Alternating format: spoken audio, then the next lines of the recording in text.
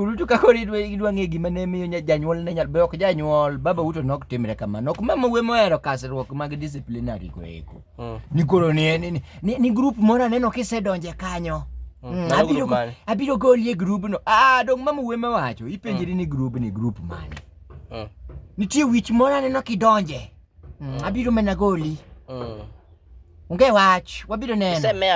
Isemea pembe. Mama ukawuono wacho Kiswahili. Ni mama uori, mama wato be manotada yawa. Ni ori ni obet gimori to nie tiende. No mera donga wuoyo kodi kanyo ringi dhi omna chumbi ni mama yawa donga timo muak. Ni timo muak menade. Abiro goi kasirike dhi omna, kasirike dhi omna chumbi to nie tiende ni kasiri. Chieng' mane mama oduogo bwana maji obuoke lande mowacho ni to Nyasaye timore nade. Ni ene modhi wuok mager ni koro dwa thego joka ng'ato ne dhaw gi chiege e lande. Odhi owacho ni yawa ni yawa nyathi ma kijana ni odak matek gi nyako ni marach kama nang'o yawa. Ni embe nodwa tiyo gi dhok moro mar tafadhali.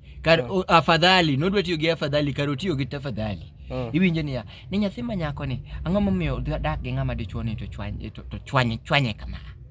Tafadhali kata koro giwere mondo gidag gi kwe. Mana winjo godo macha to koro mine moke mane winjo kago mbaka. Mamwa to bende omera kidwa winjo mbaka. Chieng' nyoluoro kata chieng' ma chama orumo. Mbaka moko idwa go ka koro chama orumo kanyo. Ni Nyasaye me yawa ni duogi tomo ywak Tanzania. TZ awinjo ne gidhi limo watgi mondo TZ. To gidhi eliel. Koro kamadhe akeni no bedo nade mawinjo ni madhe na ne ywak echo.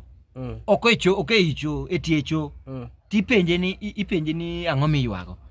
No ywak osomo osiemo.